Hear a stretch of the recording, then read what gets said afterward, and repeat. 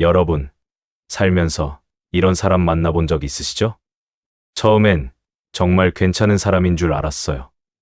말도 잘하고, 웃음도 밝고, 나한테 잘 대해주는 것 같았는데. 시간이 지나고 나서 보니까 그 사람 때문에 내 인생이 완전히 망가져 있는 거예요. 돈도 잃고, 건강도 잃고, 소중한 사람들도 다 잃어버렸어요. 그리고 마지막에 그 사람이 한 말이 뭔지 아세요? 나는 잘못한 거 없어. 당신이 그렇게 된 건 당신 탓이야. 오늘 제가 드릴 이야기는 바로 그런 사람들에 관한 이야기입니다. 제가 감히 벌레만도 못하다는 표현을 쓰는 데는 이유가 있어요. 벌레는요, 아무리 작고 보잘것없어 보여도 자기 역할을 해요. 땅을 기름지게 만들고, 썩은 것을 분해하고, 생태계를 유지하는 데 기여를 합니다. 그런데 오늘 제가 말씀드릴 사람들은 주변에 있는 모든 것을 빨아들이고 망가뜨리면서도 자기는 아무 책임도 지지 않아요. 자연에는 이런 생명체가 없어요. 오직 인간 중에서만 이런 존재가 나옵니다. 그리고 이 이야기가 왜 지금 이 시대, 특히 우리 어르신들께 중요하냐면 나이가 들수록 이런 사람들의 타깃이 되기 더 쉬워지거든요. 오랜 인생 경험이 있어도 교묘하게 파고드는 사람 앞에서는 누구든 흔들릴 수 있어요. 오히려 선하게 살아오신 분일수록 이런 사람들한테 더 크게 당하는 경우가 많습니다. 그러니까 오늘 이 영상 끝까지 꼭 봐주세요. 여러분의 노후를, 여러분의 재산을, 여러분의 마음을 지키는데 반드시 도움이 될 겁니다. 자, 본격적으로 시작하기 전에 딱 한 가지만 먼저 여쭤볼게요. 지금 주변에 이런 사람 없으세요? 만날 때마다 기운이 빠지는 사람. 도와줬는데 고맙다는 말은 없고 오히려 더 큰 걸 요구하는 사람. 무언가 이상한 것 같긴 한데 딱 집어서 뭐가 문제인지 설명하기 어려운 사람. 그 느낌이 맞아요. 오늘 그 느낌에 이름을 붙여드리겠습니다. 첫 번째 특징, 고마움이라는 감정 자체가 없는 사람. 여러분, 고마움이 뭔지 아시죠? 너무 당연한 걸 왜 물어보냐고요? 그런데 이 세상에는 진짜로 고마움이라는 감정 자체가 없는 사람들이 있어요. 그냥 표현을 못하는 게 아니라 아예 그 감정이 없는 겁니다. 제가 예전에 알던 한 분 이야기를 해드릴게요. 제가 직접 겪은 건 아니고 오랫동안 상담을 하면서 수도 없이 들어온 이야기를 엮은 겁니다. 실제로 이런 일들은 생각보다 훨씬 흔하게 일어나고 있어요. 70대 초반의 할머니 한 분이 계셨어요. 젊을 때부터 억척스럽게 일해서 작은 집 한 채를 마련하셨고 노후 자금도 어느 정도 모아두셨어요. 자식들은 다 독립해서 살고 있었고 할머니는 그냥 조용히 혼자 사시는 분이었죠. 그런데 어느 날 복지관에서 한 분을 만나셨어요. 나이는 60대 후반, 말이 청산유수처럼 흘렀고 처음 만나는 사람한테도 스스럼 없이 잘 다가오는 분이었어요. 어머, 혼자 사세요? 저도 혼자예요. 우리 서로 의지하며 살아요. 이렇게 다가왔대요.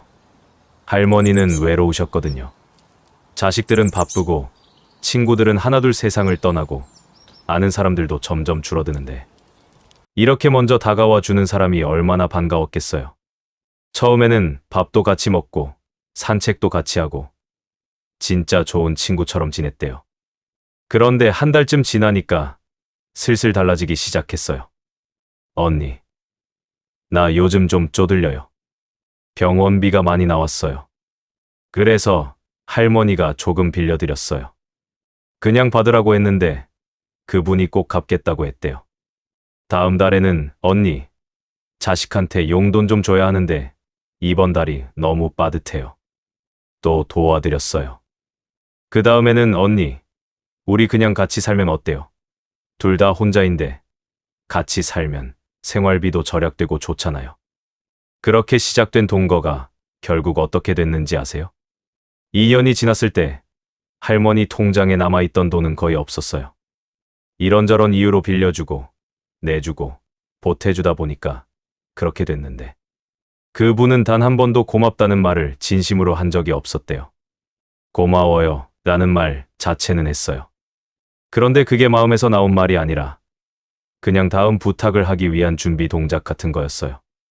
진짜 고마운 사람은 어떻게 행동하죠? 받은 만큼 돌려주려고 노력하고, 상대방이 힘들 때 먼저 나서고, 최소한 상대방에게 불편을 끼치지 않으려고 해요. 그런데 이분은 할머니가 몸이 아파도 당신도 이리 와서 같이 있어줘야지. 왜 먼저 들어가냐고 오히려 화를 냈대요. 이게 바로 고마움이 없는 사람의 핵심이에요. 받는 걸 당연하게 생각해요. 아니, 당연한 것도 아니에요. 자기가 받는 건 자기가 받아야 할 것을 받는 거고, 상대방이 주는 건 당연히 줘야 하는 거라고 생각해요. 그러니까 고마울 이유가 없는 거예요. 이미 자기 것을 받은 것뿐이니까. 이런 사람들의 특징이 몇 가지 있어요. 첫째, 받을 때는 엄청 잘 받아요. 그냥 받는 게 아니라 아주 기쁘게, 당연하게, 즐겁게 받아요. 마치 오래된 친구한테서 선물을 받는 것처럼 자연스럽게 받죠. 그래서 주는 사람도 처음에는 기분이 좋아요. 내가 이 사람한테 필요한 사람이구나. 이 사람이 나를 믿으니까 이렇게 편하게 받는 거겠지. 이렇게 생각하거든요. 그런데 시간이 지나면 깨닫게 돼요. 그게 신뢰가 아니라 그냥 습관이었다는 걸. 뭘 받아도 당연하게 받는 그 사람의 습관. 둘째, 자기가 뭔가를 해줬을 때는 절대로 잊지 않아요. 내가 그때 이렇게 해줬잖아요. 아주 작은 것도 몇 년이 지나도 기억하고 있어요. 그리고 그걸 필요할 때마다 꺼내들어요. 이게 참 교묘한 부분이에요. 상대방한테서 받은 건 금방 잊어버리고 자기가 한 건 오래오래 기억해요. 그 기억의 비대칭성이 관계를 서서히 망가뜨려요. 셋째, 도움을 안 받으면 섭섭해해요. 이게 진짜 황당한 부분인데 이 사람들은 도움을 받을 때만 행복한 게 아니에요. 도움을 못 받으면 화가 나요. 마치 자기한테 줄 것을 안 줬다는 것처럼, 배신당한 것처럼 반응해요. 내가 이렇게 힘든데 언니는 어떻게 그럴 수가 있어요? 이런 말이 자연스럽게 나오는 거예요. 여러분, 이런 사람 주변에 있으면 어떻게 되는지 아세요? 처음에는 내가 뭘 잘못했나 싶어요. 저 사람이 저렇게 상처받은 것 같은데 내가 더 잘해줬어야 했나, 더 챙겨줬어야 했나 하고 자책을 하게 돼요. 그리고 그 미안한 마음에 더 많이 해주게 되죠. 그게 바로 이 사람들이 원하는 거예요. 이런 사람들을 심리학에서는 부채 회피형 조작자라고 부르기도 해요.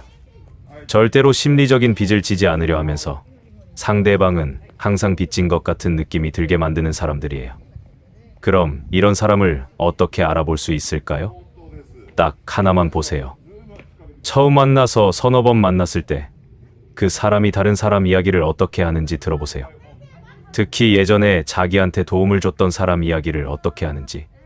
그 사람이 나한테 정말 많이 해줬는데 지금도 고마워요라는 말이 자연스럽게 나오는 사람인지, 아니면 그 사람이 그래줬는데 나중에 결국 그렇게 하더라는 식으로 결국 배신 이야기로 마무리되는지. 고마움이 없는 사람은 자기 이야기를 아무리 잘 포장해도 결국 자기 주변 사람들은 전부 자기한테 잘못한 사람으로 그려져요. 왜냐면 진짜로 그렇게 믿고 있거든요.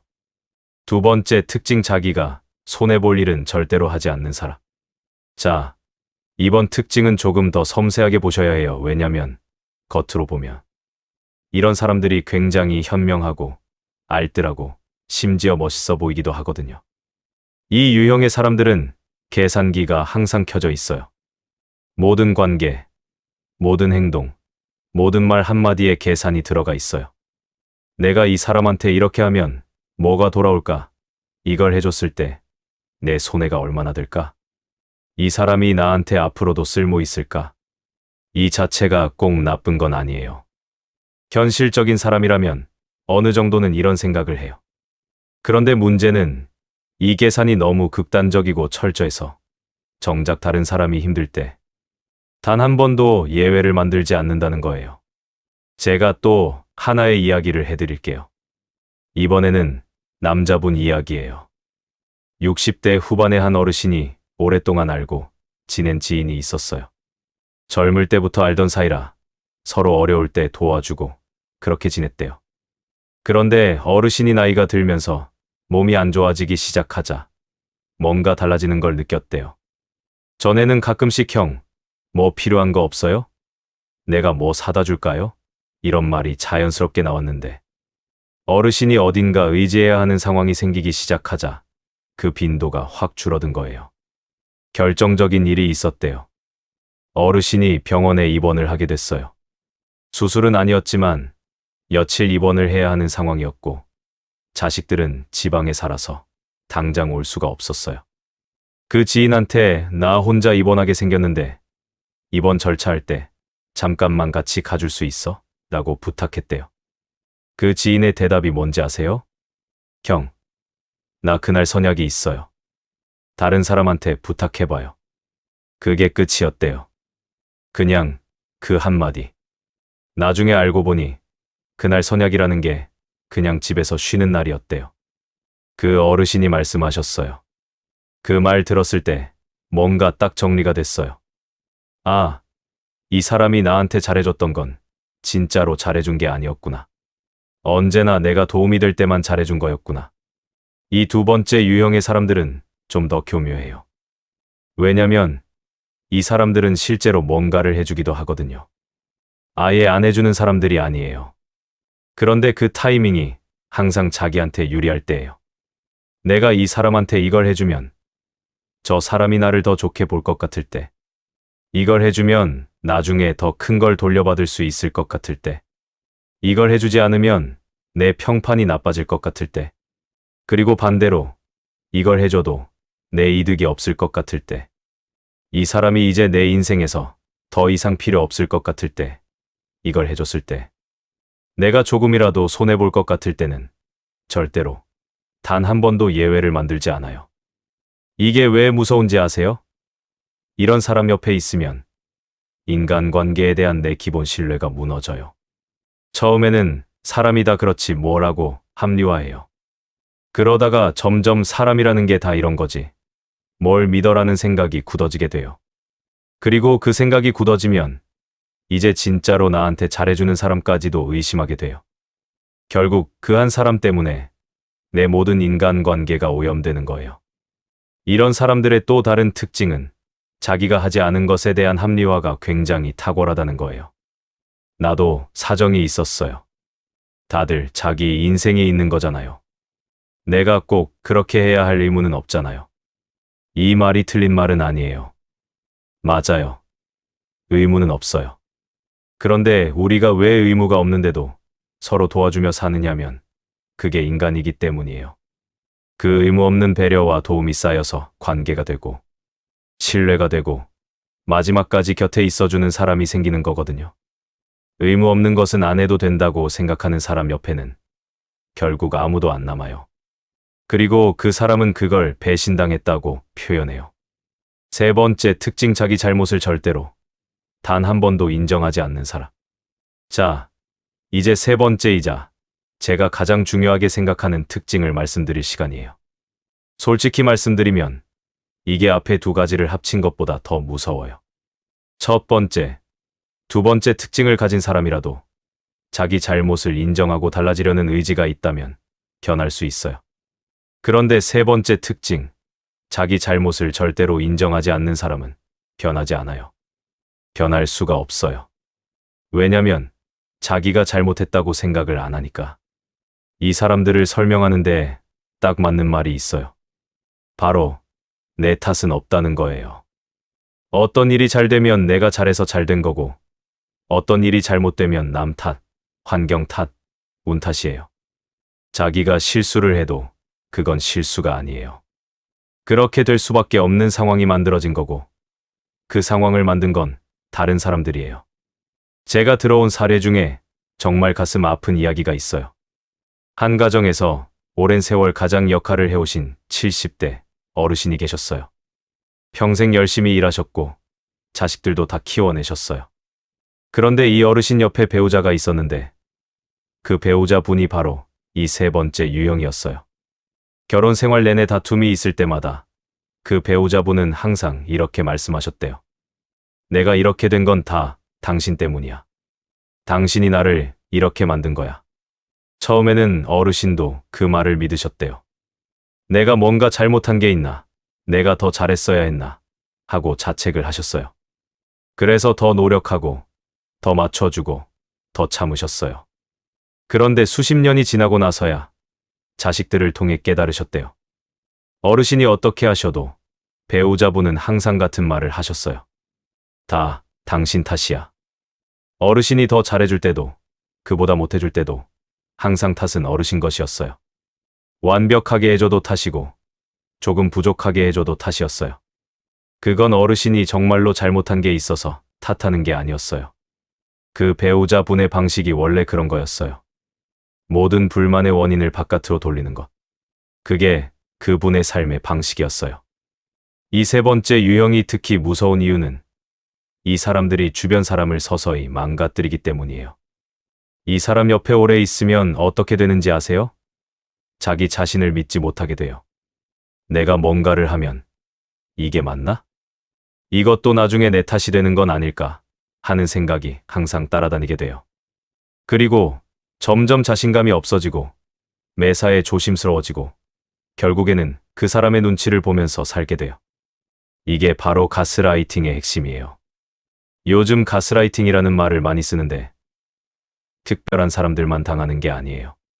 선하고 성실하고 자기 반성을 잘하는 사람일수록 더 잘 당해요. 왜냐면 상대방이 내 탓이야 라고 했을 때 그게 맞나 안 맞나 진지하게 생각하는 사람들이거든요. 그 진지한 성격이 오히려 표적이 되는 거예요. 이 사람들의 행동 패턴을 좀 더 자세히 보면 정말 교묘해요. 첫째, 사과를 하는 척 안 해요. 아니, 정확하게는 사과처럼 들리지만 사과가 아닌 말을 해요. 내가 그렇게 말한 건 당신이 그런 행동을 해서 어쩔 수 없었던 거야. 이게 사과처럼 들리죠? 아니에요. 이건 사과가 아니라 고소장이에요. 나는 잘못이 없고 당신이 나를 그렇게 만든 거라는 말이니까요. 둘째, 상황을 뒤집는데 굉장히 능숙해요. 자기가 상처를 줬는데 어느새 피해자가 돼요. 내가 그 말 한 것 때문에 당신이 상처받았다고. 그럼 나는 당신이 그동안 나한테 한 것들은 이런 식으로 논점을 바꿔버리고 결국 처음에 무슨 이야기를 하고 있었는지도 모르게 돼요. 셋째, 절대로 먼저 미안하다고 안 해요. 설령 100% 자기 잘못인 상황이라도 먼저 사과하는 법이 없어요. 항상 상대방이 먼저 풀어야 해요. 상대방이 먼저 다가오고 상대방이 먼저 말을 건네야 해요. 그래야 내가 잘못한 게 아니라 당신이 예민했던 거잖아라는 논리가 완성되거든요. 넷째, 그리고 이게 제일 교묘한데 자기 잘못을 인정하는 척은 해요. 알아. 내가 좀 심하게 말하긴 했어. 그런데 그 상황에서는 누구라도 그렇게 했을 거야. 나도 사람인데 어쩔 수 없잖아. 앞에는 인정하는 말이 붙어 있지만 뒤에 오는 말이 그 인정을 다 지워버려요. 나도 사람인데 어쩔 수 없다는 말은 결국 나는 잘못한 게 없다는 말이에요. 여러분, 이 세 번째 유형의 사람을 알아보는 가장 확실한 방법을 드릴게요. 이 사람들은 자기 이야기를 할 때 주인공은 항상 자기고 자기는 항상 피해자예요. 주변 사람들은 다 자기를 힘들게 하거나 자기를 이해 못하거나 자기한테 잘못을 한 사람들이에요. 그 이야기에 자기가 잘못한 부분, 자기가 반성한 부분은 절대로 나오지 않아요. 처음에는 그 이야기가 굉장히 안타깝게 들려요. 이 사람이 얼마나 힘들었을까라는 생각이 들어요. 그래서 더 가까이 가고 싶어지고 더 도와주고 싶어지게 돼요. 그게 이 사람들의 이야기가 가진 힘이에요.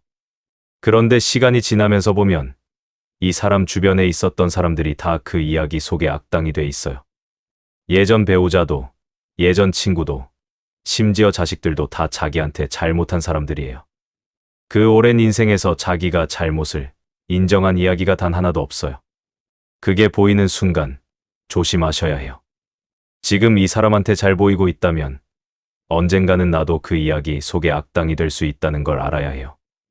이 세 가지 특징이 겹치는 사람을 만났을 때 고마움이 없고 자기 손해볼 일은 절대 안 하고 자기 잘못을 절대 인정하지 않는 세 가지가 한 사람 안에 다 들어있다면 그건 정말 심각한 거예요.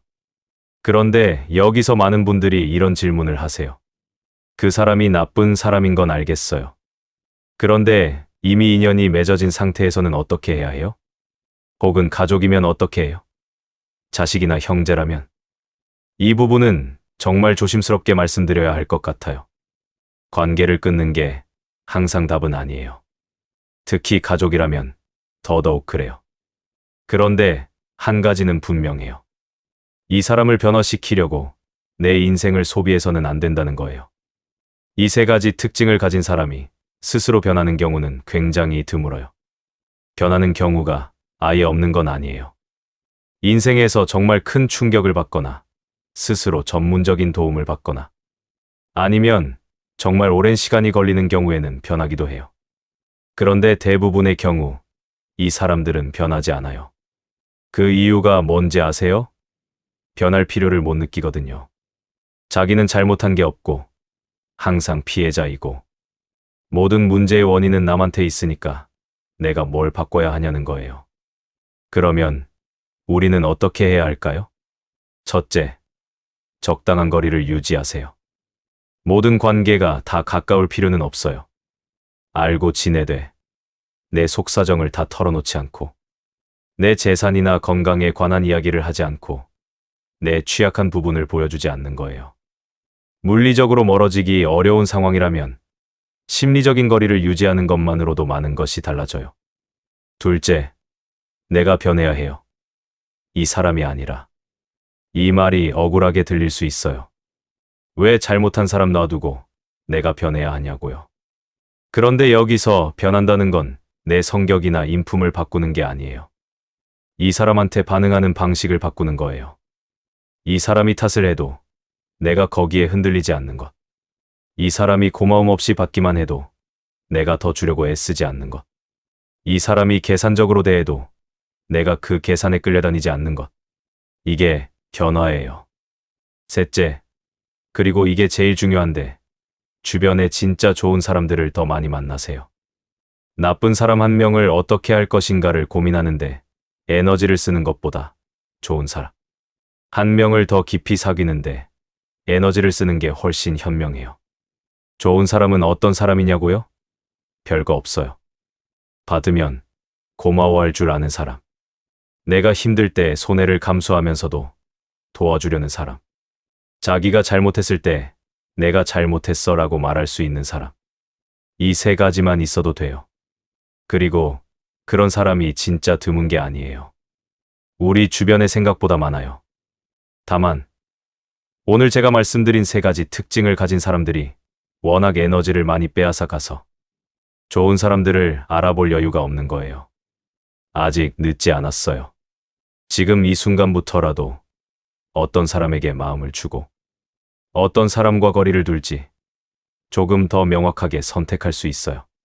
고마움을 아는 사람, 손해를 무릅쓰고라도 의리를 지키는 사람, 잘못했을 때 미안해라고 말할 수 있는 사람. 이 세 가지를 가진 사람을 가까이 하세요. 그런 사람들이 여러분 곁에 많아질수록 노후가 외롭지 않아요. 마음이 따뜻해요. 그리고 삶이 진짜로 풍요로워져요. 오늘 이야기 마음에 담아두셨으면 해요. 그리고 혹시 지금 이 이야기가 어떤 한 사람을 떠올리게 했다면 너무 힘들게 생각하지 마세요. 그 사람도 어쩌면 어딘가 많이 다치고 상처받아서 그렇게 된 걸 수도 있어요. 다만 그 다친 사람을 고쳐주는 역할이 꼭 여러분이어야 할 필요는 없다는 것, 그것만 기억해 주세요. 여러분의 남은 인생이 좋은 사람들로 가득 채워지기를 진심으로 바랍니다. 감사합니다. 나무아미타불 관세음보살.